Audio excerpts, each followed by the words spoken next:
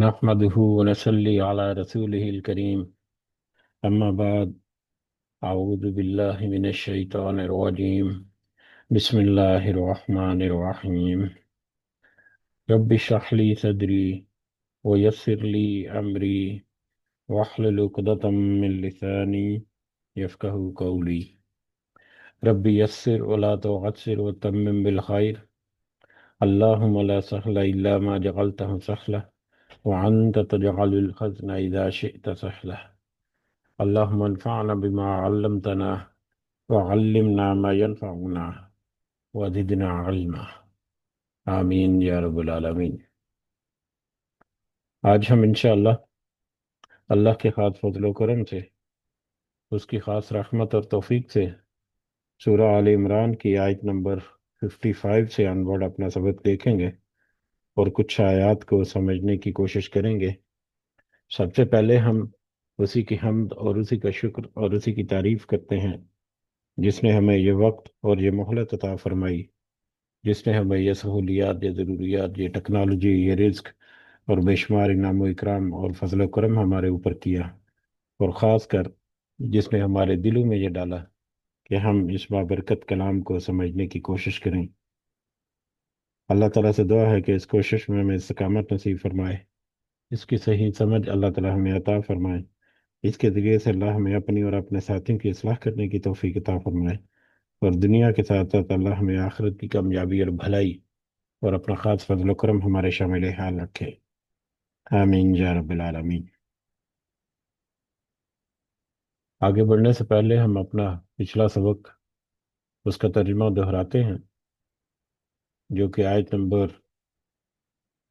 42 سے لے کر آیت نمبر 54 تک، جس میں اللہ تعالیٰ نے فرمایا،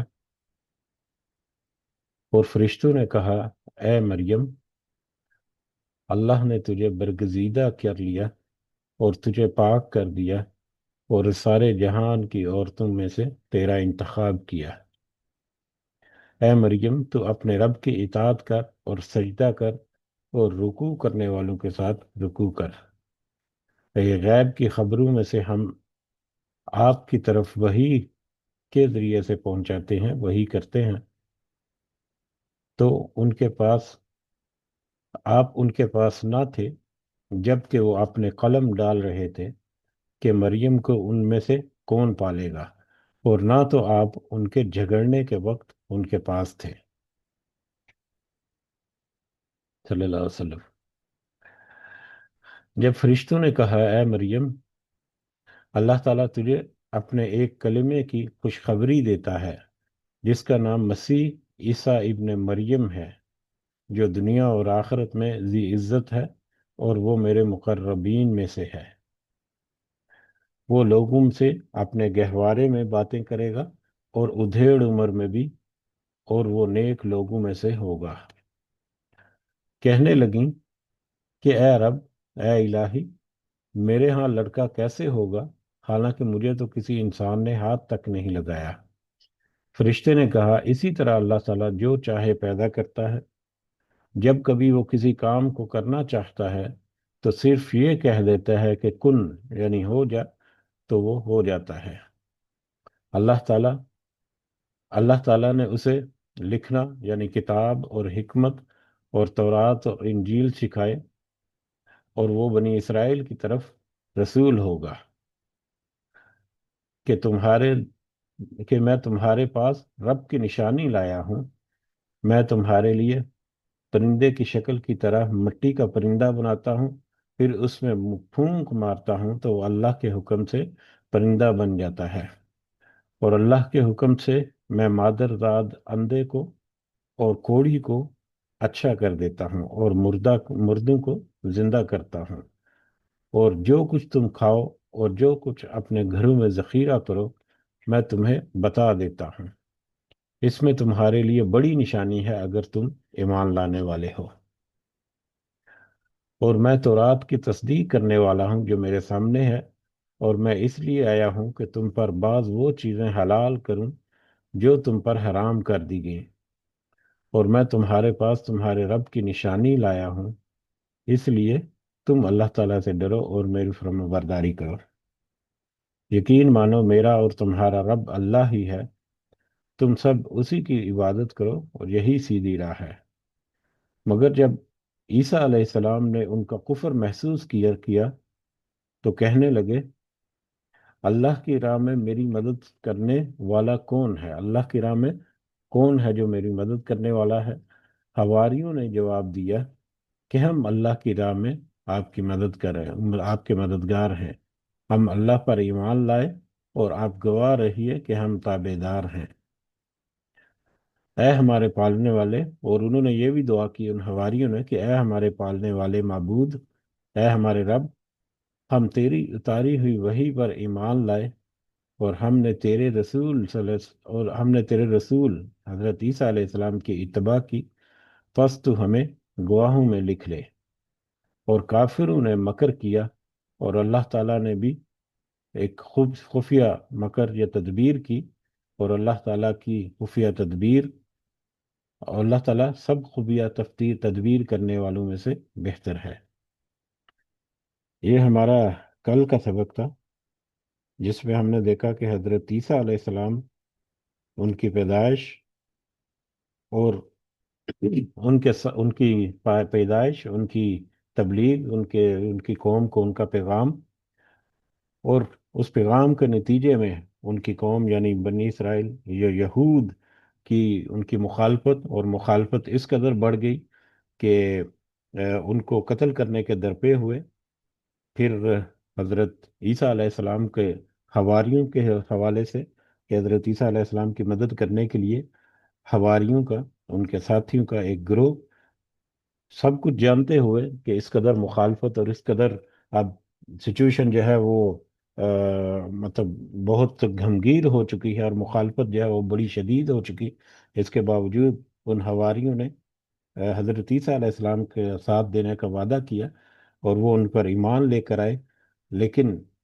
جب وہ خفیہ تدبیریں کرتے رہے آپ علیہ السلام کو قتل کرنے کی، تو اللہ تعالیٰ نے بھی اپنی ایک خفیہ تدبیر کی۔ اس خفیہ تدبیر کے ذریعے سے اللہ تعالیٰ نے حضرت عیسیٰ علیہ السلام کو زندہ ان کے جسم سمیت، ان کی روح سمیت ان کو اٹھا لیا۔ تو یہ ایک مختصر انداز سے کچھ امپورٹنٹ پوائنٹس حضرت عیسیٰ علیہ السلام کی زندگی کے، جو کہ کل کے سبق میں ہم نے دیکھے۔ اس کی بہت ساری تفصیل جو ہے وہ اسرائیلیات میں ملتی ہیں، جن کو ہم نے یہاں پر ڈسکس نہیں کیا، ماں سوائے حضرت عیسیٰ علیہ السلام کے اٹھائے جانے کے ایک واقعے کے بارے میں، جو کہ ان کی ایک انجیل جو ہے بائبل برنباس برنباس میں ملتی ہے، جو کہ ان کی ایک تاریخی کتاب ہے، لیکن وہ اس کو زیادہ قبول نہیں کرتے۔ آج کا ہمارا اگلا سبق جو ہے وہ بھی اسی سلسلے میں آگے اگلا اس کا یعنی کہ لیول ہے۔ اور اس سے پہلے کیونکہ ہم نے تذکرہ کیا کہ یہ نجران کا جو وقت، جو 9 سن ہجری میں فتح مکہ کے بعد نبی کریم صلی اللہ علیہ وسلم سے ملاقات کرنے کے لیے آیا، تو اس سلسلے میں یہ ساری آیات اللہ تعالیٰ نے نبی کریم صلی اللہ علیہ وسلم کے اوپر نازل کی، حضرت عیسیٰ علیہ السلام کے بارے میں، ان کی پیدائش اور ان سے پہلے ان ان کا پورا سجرہ نسب، اور پھر ان کے زندگی کے حالات و واقعات، اور پھر ان کے زندہ زمین اللہ تعالیٰ کی طرف سے اٹھایا جانا، اللہ تعالیٰ نے ان کو زندہ اٹھا لیا، یہ سارا ان نجران کے وفد کے جو لوگ تھے ان کو ان کے معاملات یا ان کے سوالات کا جواب دینے کے لیے، یا ان کے اوپر سچویشن یا حقیقت جو ہے وہ واضح کرنے کے لیے، تو یہی سلسلہ جو ہے وہ آگے بڑھتا ہے۔ اور آج کا ہمارا سبق جو ہے آیت نمبر 55 سے شروع ہوتا ہے، اسی سلسلے کے آگے تسلسل میں۔ اعوذ باللہ من الشیطان الرجیم۔ وَإِذْ اذ قال اللہ، جب کہا اللہ نے، یا عیسیٰ، اے عیسیٰ علیہ السلام، انی متوفی کا، کہ میں تجھے پورا پورا لینے والا ہوں، یعنی میں پورا پورا پورا تجھے فوت کرنے والا ہوں، وہ رافعو کا، اور تجھے اٹھانے والا ہوں، الیہ، اپنی طرف۔ حضرت عیسیٰ علیہ السلام کی مخالفت جب اس قدر بڑھ گئی یہودیوں کی، اور ان کا پکا ارادہ بن گیا، اور اپنے بادشاہ کے ساتھ، اس وقت کے حکمرانوں کے ساتھ انہوں نے مل کر انتہائی اقدامات جب اٹھا لیے، تو اس صورت میں، ان حالات میں اللہ تعالیٰ نے حضرت عیسیٰ علیہ السلام کو اشارہ دے دیا پہلے ہی کہ میں اب تجھے پورے کا پورا، تجھے تیری روح، تیری جان اور تیرے جسم سمیت تجھے اوپر اٹھا لوں گا، لیکن ان یہودیوں کے ہاتھ سے قتل جو ہے وہ نہیں ہو سکے گا۔ اور یہ بھی ایک واقعہ جو ہے ایک آئندہ آنے والے وقتوں کے لیے یا پوری نو انسانی کے لیے، خاص کر بنی اسرائیل یا یہودی اور عیسائی جو ہیں ان کے لیے ایک بڑا اہم واقعہ جو ہے وہ ہے۔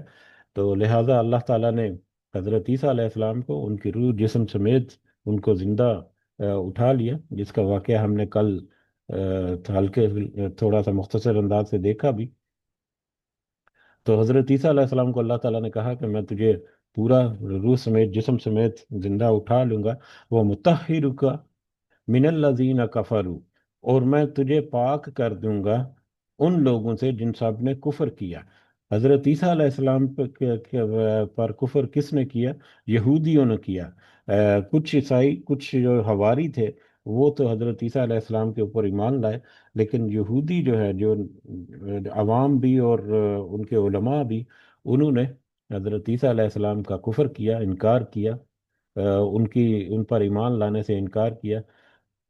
تو میں ان سے تجھے پاک کر دوں گا، یعنی یہ ان کے ظلم و ستم یا ان کی جو چالیں آپ کے خلاف چل رہے ہیں، یا اس طرح کے جتنے معاملات وہ آپ کے ساتھ کر رہے ہیں، تو میں سب سے آپ کو اس مطلب الگ کر کے آپ کو زندہ جو ہے وہ اوپر اٹھا لوں گا آسمان کی طرف۔ وہ جاعل الذین اتبعوک، اور میں بنانے والا ہوں ان لوگوں کو جن سب نے پیروی کی تیری، اور میں نے تیری پیروی کرنے والوں کو، تیرے پیروکاروں کو بنانے والا ہوں۔ فوقا، فوقا، فائق یا اوپر یا غالب، میں تیرے پیروکاروں کو غالب کرنے والا ہوں یا اوپر رکھنے والا ہوں۔ اللہ زینہ کفروا، ان لوگوں پر جن سب نے کفر کیا، یعنی یہودیوں پر، الی یوم القیامت، قیامت کے دن تک۔ اور پھر حضرت عیسیٰ علیہ السلام کو اللہ تعالیٰ نے یہ بھی خبر دے دی یا بشارت دے دی کہ میں تیرے پیروکاروں کا، جو تیری پیروی کریں گے، ان کو میں یہودیوں پر، تیرے کافروں پر، یعنی حضرت عیسیٰ علیہ السلام کے ساتھ کفر کیا یہودیوں نے، تو یہودیوں پر میں ان کو قیامت تک، قیامت کے دن تک غلبہ یا ایک برتری جو ہے وہ دوں گا۔ تو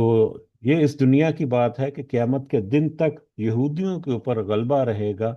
ان لوگوں کا جنہوں نے حضرت عیسیٰ علیہ السلام کی پیروی کی۔ اب یہ کون سے لوگ ہیں جنہوں نے حضرت عیسیٰ علیہ السلام کی پیروی کی؟ اس کے بارے میں دو تین جو ہیں وہ مختلف اینگل جو ہیں وہ ہمارے سامنے آتے ہیں، اور وہ سارے کے سارے جو ہیں وہ عین ممکن ہیں۔ اس میں سب سے پہلے تو وہ حواری ہیں جنہوں نے حضرت عیسیٰ علیہ السلام کے اوپر جو ایمان لائے، اور پھر ان کا ساتھ دینے کا وعدہ کیا، اور ان کا ساتھ بھی انہوں نے دیا۔ تو صحیح معنوں میں جو ایمان لانے والے حواری تھے جنہوں نے حضرت عیسیٰ علیہ السلام پر ایمان لائے، ایک تو وہ گروہ ہو سکتا ہے جو اس وقت مومن ہوئے۔ دوسرا، اس سے مراد اب وہ عیسائی جو ہیں، اب ظاہر ہے اس وقت تو جب حضرت عیسیٰ علیہ السلام پر ایمان لائے تو وہ تو اپنے صدقے دل سے ایمان لائے تھے، لیکن بعد میں چل کر عیسائیوں میں مطلب تفریق ہوئی، اور ان کے اپنے گمراہیاں ہوئی، اور شرک تک غلو اس قدر کیا کہ حضرت عیسیٰ علیہ السلام کی جو ایک معجزانہ جو ان کی پیدائش تھی، یا ان کی دیگر معاملات میں موجزانہ پیدائش کا بطور خاص کے اس کے بارے میں غلو کرتے ہوئے ان کو اللہ کا بیٹا قرار دے کر اس طرح سے الوہیت میں شرک کرنے لگے۔ لیکن اس کے باوجود اللہ تعالیٰ نے ان سے کہا کہ یہ نصارہ جو ہیں، یا یہ جو حواری ہیں، یا یہ جو عیسائی ہیں، یہ دنیاوی زندگی میں، کیونکہ الا یوم القیامتی، قیامت کے دن تک، اس کا مطلب ہے کہ دنیا کی زندگی میں، تو دنیا کی زندگی میں یہ عیسائی جو ہیں، چاہے وہ اب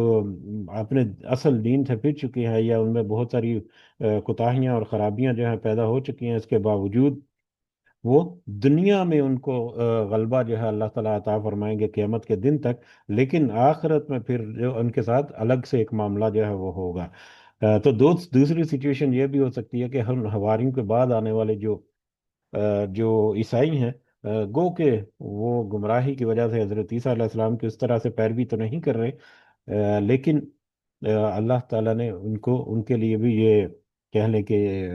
उनका भी हिस्सा दुनिया की जिंदगी में सिर्फ। तीसरा, नबी करीम सल्लल्लाहु अलैहि वसल्लम की उम्मत है, उम्मत मोहम्मदी, जो सही मानों में पैरोकार है नबी करीम सल्लल्लाहु अलैहि वसल्लम के आ जाने के बाद हजरत ईसा अलैहिस्सलाम की, कि वो हजरत ईसा अलैहिस्सलाम के बारे में किसी किस्म के शिर्क से पाक हैं, उनको अल्लाह का पैगंबर, अल्लाह का रसूल जो है वो मानते हैं, और मोजज़ाना जो उनकी पैदाइश है और उनकी दीगर मोजज़ात जो हैं, और उस पर वो उसी तरह से ईमान लाते हैं जिस तरह से अल्लाह ताला ने और नबी करीम सल्लल्लाहु अलैहि वसल्लम ने बताया, फरमा दिया। और फिर दीगर मामलात में भी वो किसी तरह का कोई शक व शुबा नहीं रखते। तो इस एतबार से उम्मत मोहम्मदी जो है सल्लल्लाहु अलैहि वसल्लम,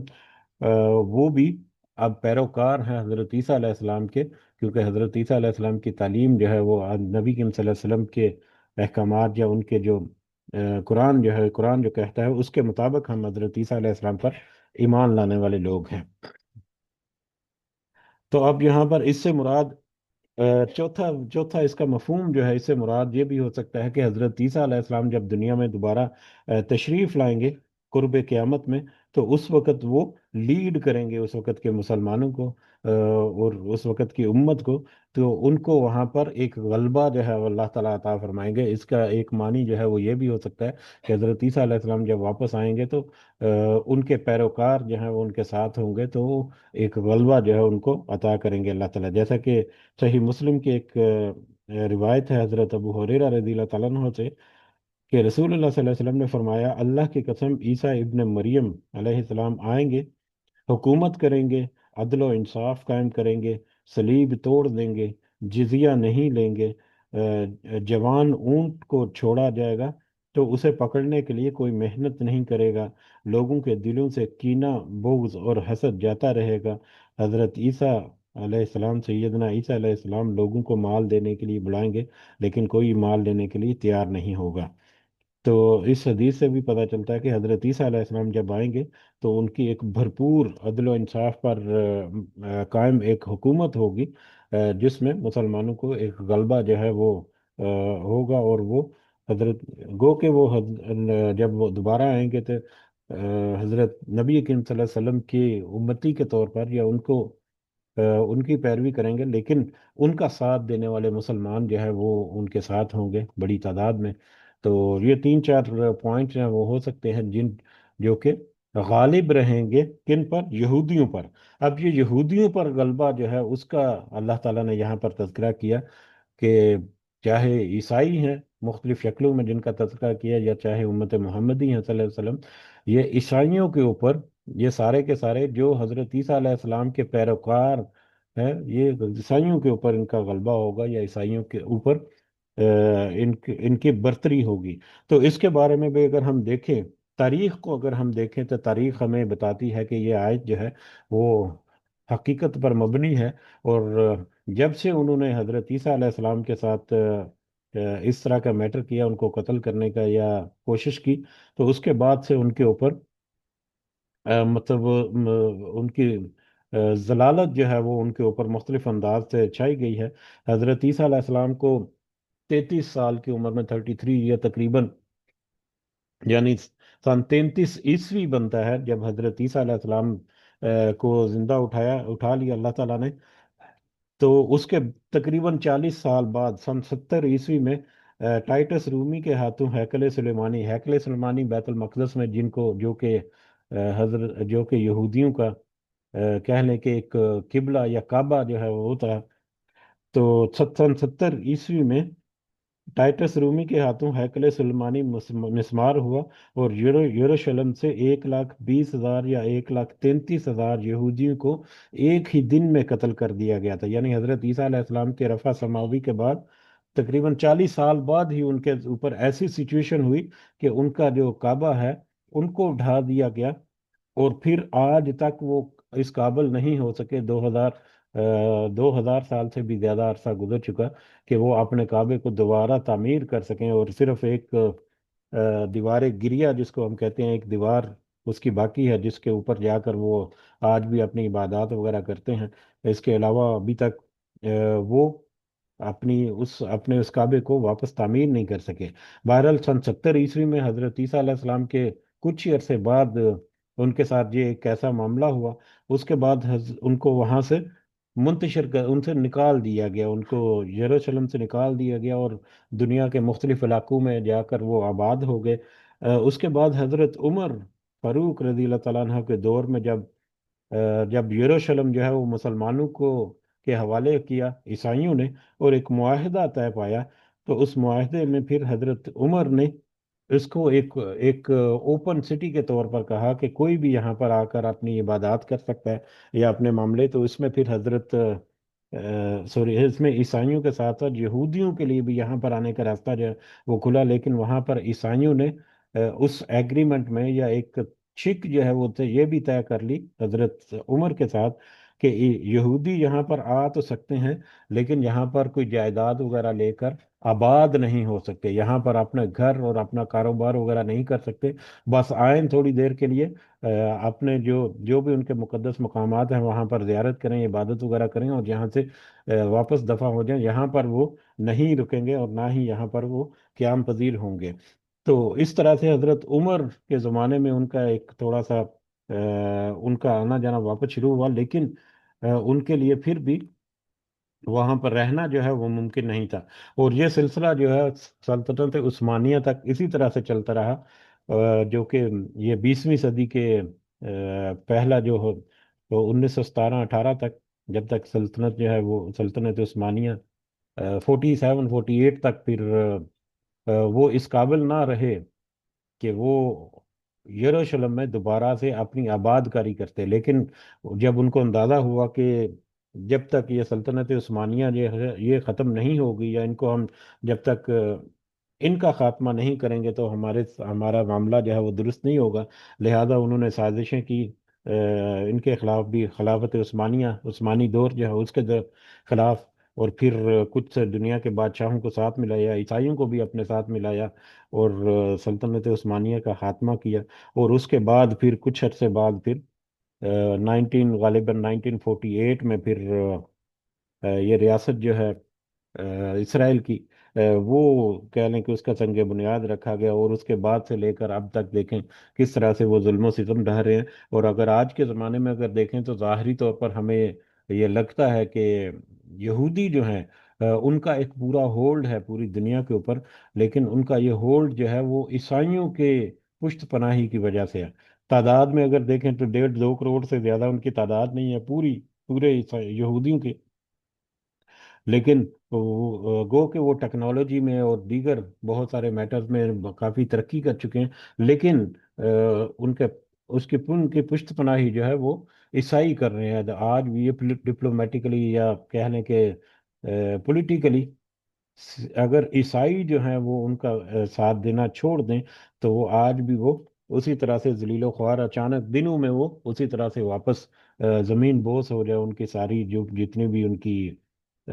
مطلب اس دنیا میں ایک اپروچ یا طاقت جو ہے وہ نظر آتی ہے۔ تو بہرحال آج بھی عیسائیوں کے سر پر وہ تھوڑا بہت جو ہے وہ ڈینگے اپنی مار رہے ہیں، ادروائز وہ مغلوب ہیں، اور آج بھی ان کی کنڈیشن جو ہے اللہ تعالیٰ مسلمانوں کو نصرت اور مدد اور فتح جو ہے وہ نصیب فرمائے۔ ہمارے جو مجاہدین ہیں اور ہم عوام جو کہ اس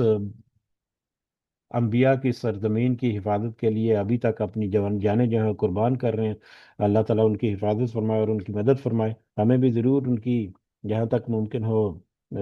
مدد جو ہے وہ ضرور کرنی چاہیے۔ تو بہرحال سنیریو اب تک کا یہی ہے کہ پچھلے 2-2.5 ہزار سال سے وہ اس قدر وہ پسے ہوئے ہیں یا اس قدر مغلوب ہے کہ ابھی تک وہ اپنی کھل کر اپنی کوئی حکومت یا اپنی کوئی سلطنت جو ہے وہ اس طرح سے قائم نہیں کر سکے جس کو دنیا جو ہے وہ قبول کرے، اور پھر وہ مرہون منت ہیں آج بھی عیسائیوں کا کندھا انہوں نے استعمال کیا ہوا ہے اپنی کچھ شاخ جو ہے ان کی جو بچی کچی ہے اس کو قائم رکھنے کے لیے۔ تو بہرحال حضرت عیسیٰ علیہ السلام کے جو پیروکار ہیں، جس میں ان کے اپنے عیسائی وہ بھی شامل ہیں، اور مسلمان جو ہیں امت محمدی वो भी एक एंगल से शामिल हैं। तो उनके लिए अल्लाह ताला ने कहा कि क़यामत तक यहूदियों के ऊपर उनका गलबा जो है वो इसी तरह से रहेगा, उनको इसी तरह से बरतरी रहेगी। ये पॉलिटिकल गलबा भी हो सकता है, और रूहानी एतबार से तो यकीनन यहूदियों के ऊपर मुसलमानों का गलबा है। अब ईसाई जो हैं वो भी इस काबिल नहीं रहे, जिस तरह से उन्होंने अपने दीन में तकरीब कर चुकी हैं कि वो इस ये क्लेम कर सकें कि वो एक रूहानी एतबार से एक बरतरी रखते हैं इस यहूदियों के ऊपर। तो आज के दौर में तो मुसलमान ही हैं सिर्फ जो कि रूहानी एतबार से, दीन के एतबार से, मतलब ईमान के एतबार से इस आयत पर फिट बैठते हैं कि वो क़यामत तक अब एक बरतरी में है अल्लाह ताला की तरफ से। सुम्मा इलैया, और फिर जब क़यामत बपा होगी,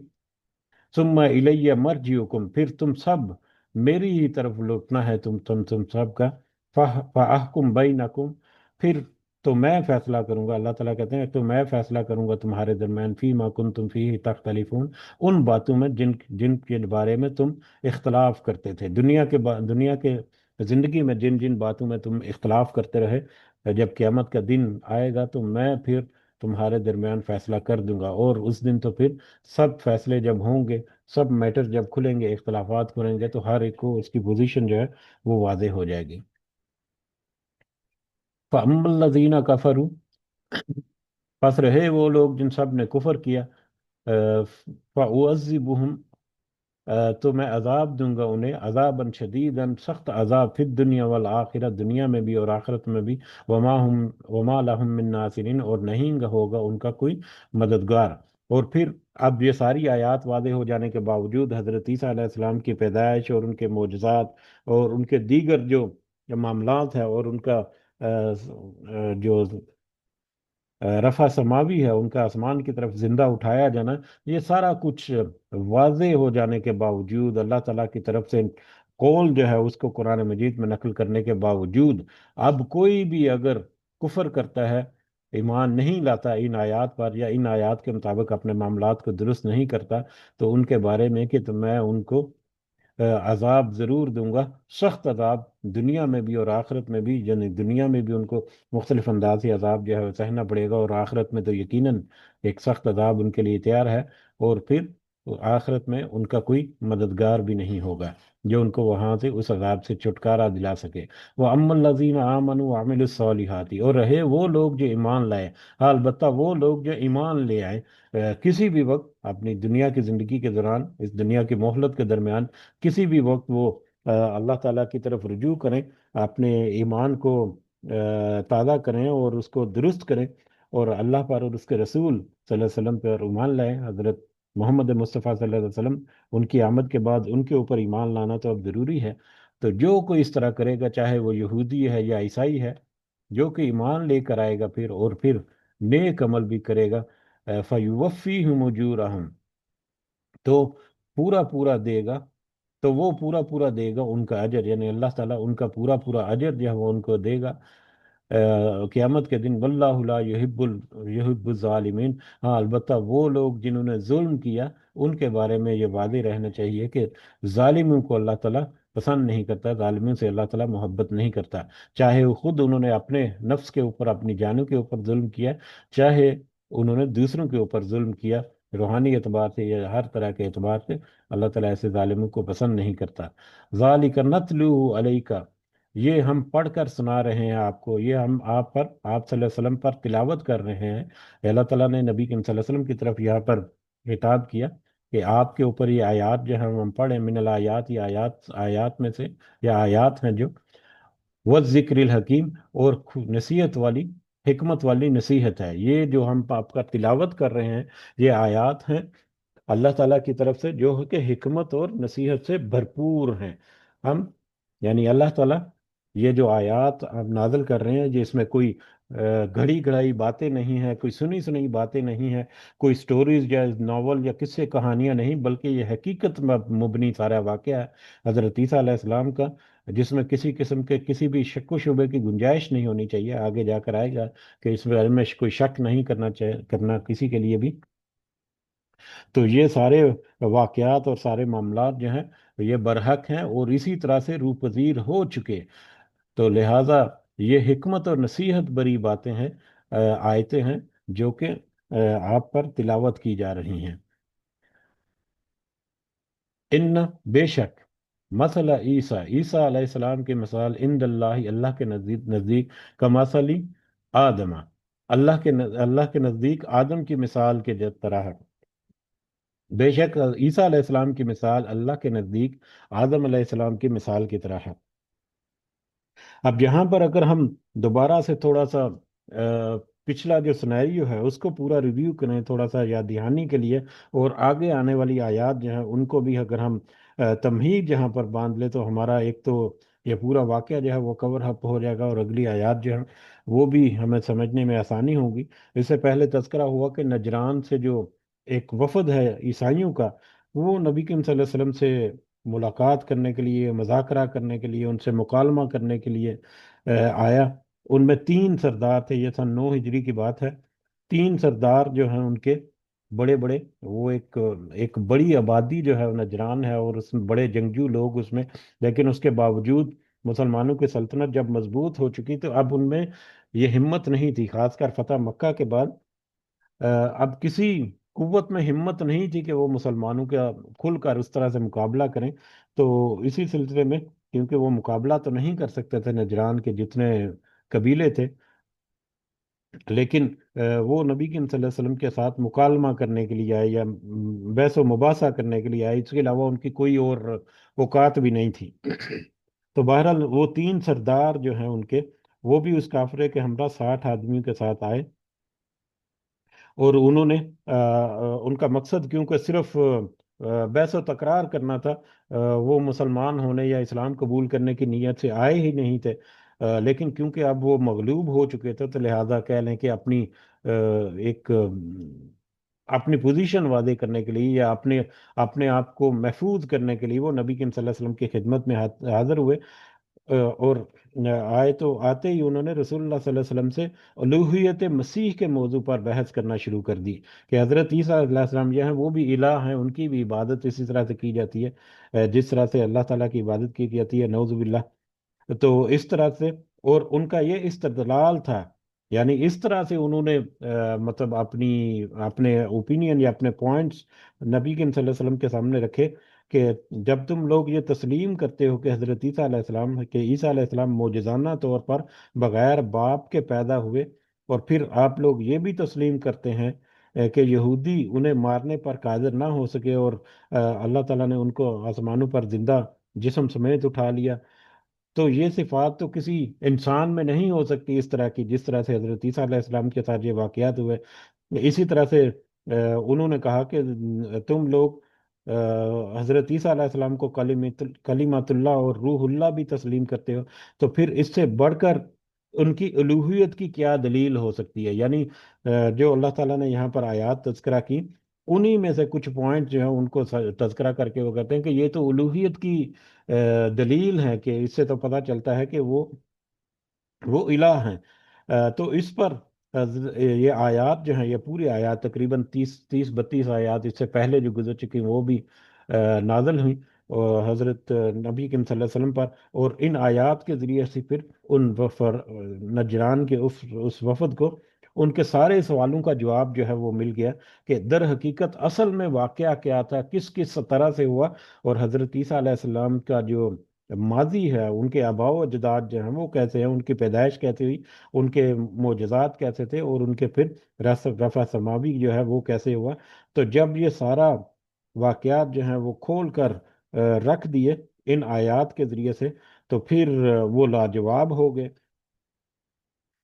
جب وہ لاجواب ہو گئے تو اب وہ دوسرے دن آ کر انہوں نے نبی کریم صلی اللہ علیہ وسلم کے اوپر ایک اور سوال جو ہے وہ پیش کر دیا، کہ اگر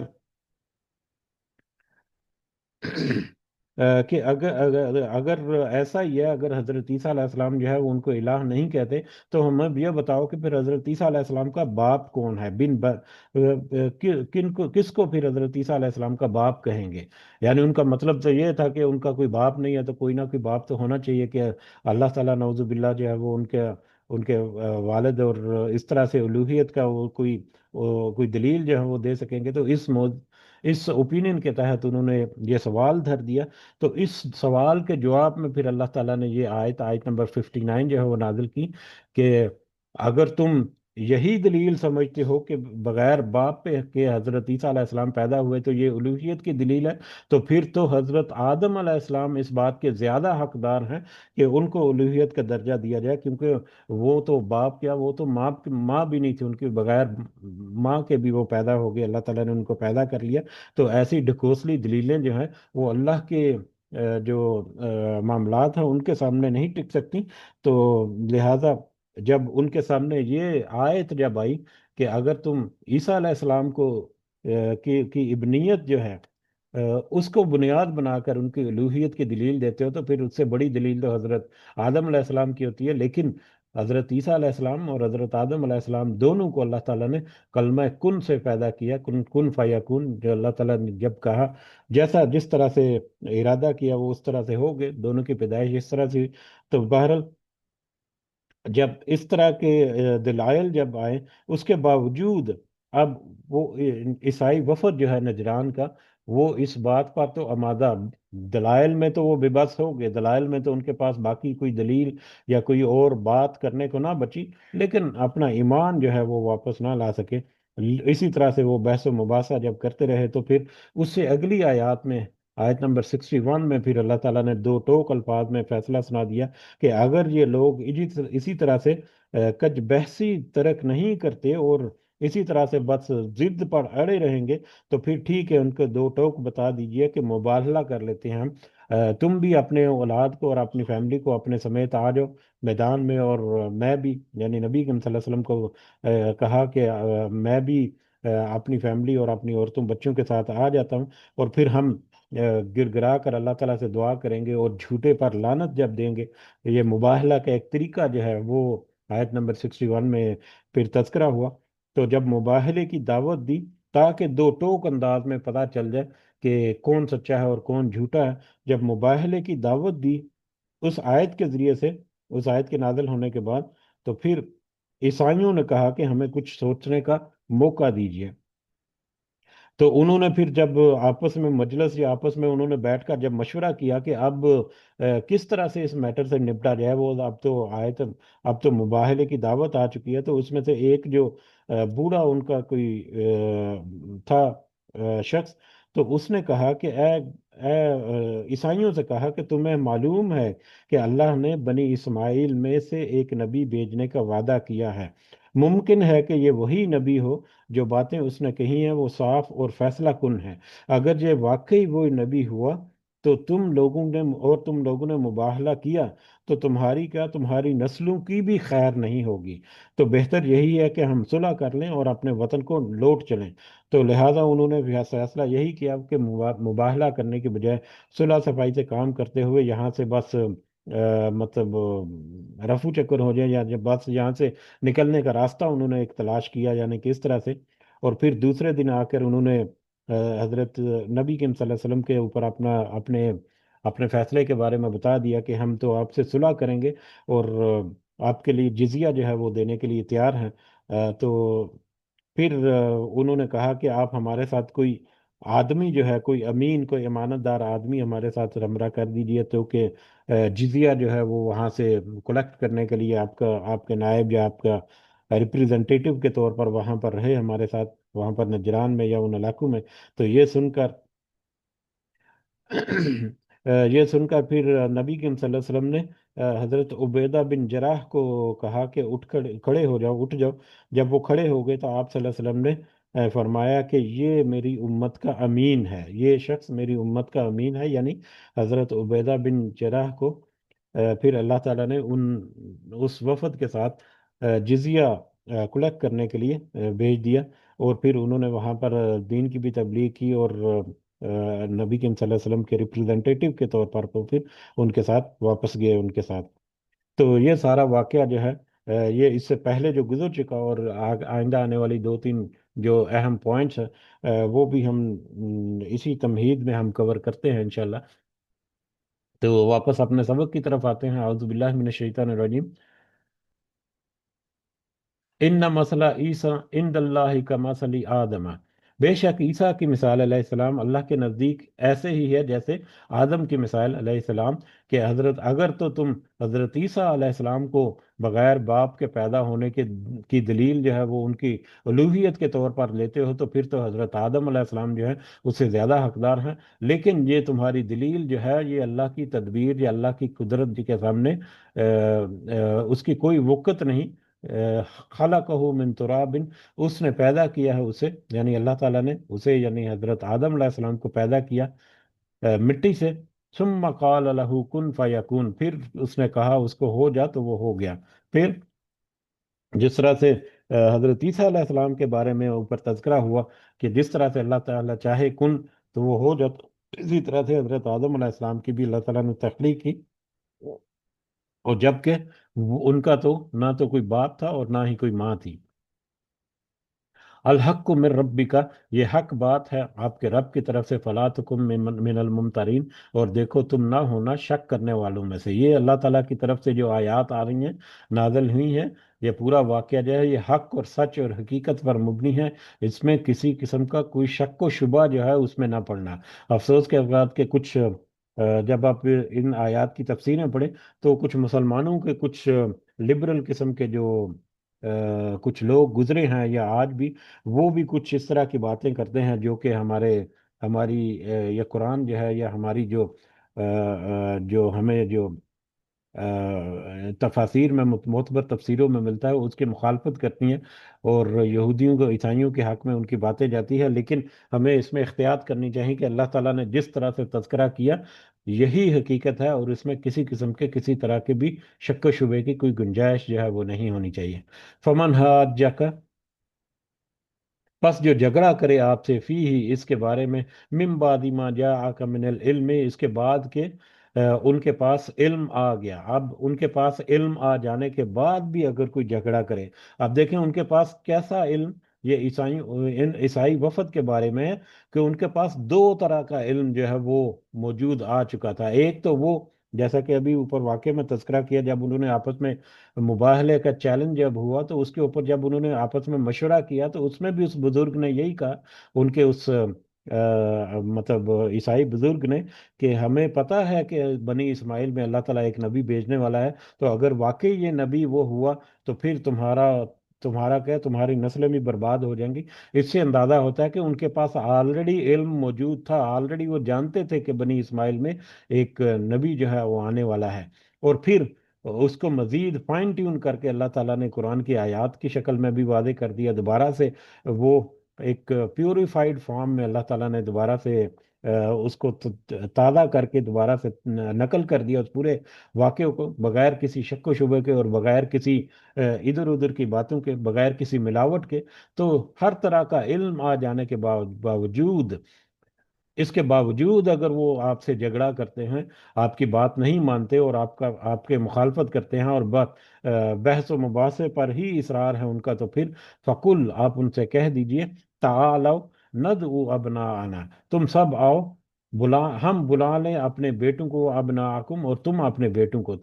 ہم سب تو تم اب آؤ، یعنی کہ مطلب چیلنج کر دو ان کو، ہم بھی اپنے بیٹوں کو بلا لیتے ہیں اور تم بھی اپنے بیٹوں کو بلا لو، وہ نساءنا وہ نساءنا و نساءکم، اور ہم بلا لیں اپنی عورتوں کو اور تم بھی اپنی عورتوں کو، وہ انفسنا و انفسکم، اور ہم خود آ جائیں اور تم خود بھی آ جاؤ، یعنی ہم اور ہماری اولاد اور ہماری عورتیں جو ہیں، ہماری فیملیز جو ہیں، ان کو لے کر ہم آ جاتے ہیں میدان میں، ثم نبتہل، پھر ہم گڑ گڑا کر دعا کریں، پھر ہم مباہلہ کریں، گڑ گڑا کر دعا کریں، وَنَجْعَلْ لَعْنَةَ اللَّهِ عَلَى الْكَاذِبِينَ، پھر ہم ڈالیں اللہ کی لعنت جھوٹوں پر۔ اس طرح سے ہم پھر آتے ہیں، اکٹھے ہوتے ہیں، اور پھر اپنے معاملہ جو ہے اللہ تعالیٰ کے سپرد کرتے ہیں، اور اللہ تعالیٰ سے گڑ گڑا کر دعا کرتے ہیں کہ ہم میں سے جو جھوٹا ہے اس پر اللہ تعالیٰ کی لعنت ہے۔ یہ مباہلہ کا طریقہ ہے جو کہ اس آیت میں تذکرہ ہوا، اور مباہلے کا چیلنج جب دیا گیا ان کو، عیسائیوں کو، اس وفد کو، تو پھر انہوں نے اس چیلنج کو مطلب قبول ہی نہیں کیا، بلکہ وہاں سے وہ کنی کترا کر انہوں نے اپنا اپنا وہاں سے راہ فرار جو ہے وہ اختیار کی، صلح صفائی کر کے۔ ان هذا لهو قصص الحق، بے شک یہ یقیناً سچا اور حق پر مبنی یہ پورا واقعہ یا قصہ ہے. یہ قصہ جو ہے وہ کوئی سنی سنانی کہانی یا کوئی گھڑی گڑائی کہانی نہیں ہے، بلکہ یہ حقیقت پر مبنی یہ پورا واقعہ ہے جو اللہ تعالیٰ نے نقل کیا یہاں پر. وما من الہ الا اللہ، اور نہیں کوئی معبود برحق اللہ کے سوا، اللہ کے سوا کوئی معبود جو ہے وہ نہیں ہے. یہ جو حضرت عیسیٰ علیہ السلام کے بارے میں جو کلیم کرتے ہیں، یہ بالکل ان کا باطل عقیدہ ہے، بالکل ان کا کفری عقیدہ ہے. اس میں کوئی حقیقت نہیں ہے. حقیقت یہی ہے کہ اللہ کے علاوہ کوئی معبود برحق نہیں، کوئی لائق عبادت نہیں. وَإِنَّ اللَّهَ لَهُوَ الْعَزِيزُ الْحَكِيمُ، اور بے شک اللہ ہی یقیناً غالب اور حکمت والا ہے. فائن طلو، اس کے باوجود، اب یہ سب کچھ واضح ہونے کے باوجود، فائن طلو، پھر بھی وہ پھر جائیں، اپنا منہ پھیر جائیں یا انکار کر دیں، یا اس بات کو نہ مانے، تو پھر فائن اللہ علیم بالمفسدین، تو بے شک اللہ تعالیٰ خوب جاننے والا ہے ایسے فسادیوں کو. تو اللہ تعالیٰ ایسے فسادیوں کو خوب اچھی طرح سے جانتا ہے، اور ان کے ساتھ وہ اسی طرح سے معاملے بھی کرے گا. تو یہاں پر آج کا سبق جو ہے ہمارا ختم ہوتا ہے. یہاں پر صرف ایک حدیث کا ہم اضافہ کرتے ہیں، جو کہ آیت مباہلہ کے ضمن میں حضرت سعد رضی اللہ تعالیٰ عنہ وہ بیان کرتے ہیں. صحیح مسلم میں یہ روایت ہے کہ یہ جب یہ آیت نازل ہوئی، آیت مباہلہ جو آیت نمبر 61 ہے، اس کے بارے میں کہتے ہیں کہ جب یہ آیت نازل ہوئی تو رسول اللہ صلی اللہ علیہ وسلم نے حضرت علی رضی اللہ تعالیٰ عنہ، حضرت فاطمہ رضی اللہ تعالیٰ عنہ، حضرت حسن اور حسین رضی اللہ تعالیٰ عنہم کو بلایا، اور پھر فرمایا اے اللہ، یہ میرے اہل ہیں. تو یعنی کہ رسول اللہ صلی اللہ علیہ وسلم نے حضرت علی، حضرت فاطمہ، حسن اور حسین رضی اللہ تعالیٰ عنہم کو بلا کر مباہلے کے لیے ان کو یعنی کہ اکٹھا کیا، اور اللہ تعالیٰ سے کہا کہ یہ میرا خاندان ہے، جو کہ مباہلے کے لیے جس کو جنہوں نے جس کے بارے میں انہوں نے حضرت نبی کریم صلی اللہ علیہ وسلم نے قصد کیا یا ارادہ کیا کہ مباہلے میں میں اپنی فیملی جو لے کے جاؤں گا، تو ان کے ممبرز جو ہیں وہ یہ ہوں گے. تو بہرحال وہ مباہلہ جو ہے وہ تو ہوا ہی نہیں، کیونکہ انہوں نے راہ فرار اختیار کیا، اور صلح صفائی کر کے حضرت عبداللہ بن جراح کے ساتھ پھر وہ واپس اپنے نجران، اپنے علاقے میں واپس چلے گئے. تو یہاں تک یہ واقعہ جو ہے یہ بھی مکمل ہوتا ہے. اسے آگے، کیونکہ میں کل دیکھ نہیں سکا کہ اس کے آگے موضوعات کیا ہیں، بہرحال اسے آگے ہم کل دیکھیں گے کہ کیا موضوعات آتے ہیں اور کیا آیات ہیں. اللہ تعالیٰ سے دعا ہے کہ اللہ تعالیٰ ہمیں ان معاملات میں کسی طرح کے شک و شبے سے پاک رہ کر ہمارے جو عقیدے ہیں ان کو مضبوط کرنے کی اللہ تعالیٰ ہمیں توفیق عطا فرمائے. آمین یا رب العالمین. وما علینا الا البلاغ المبین.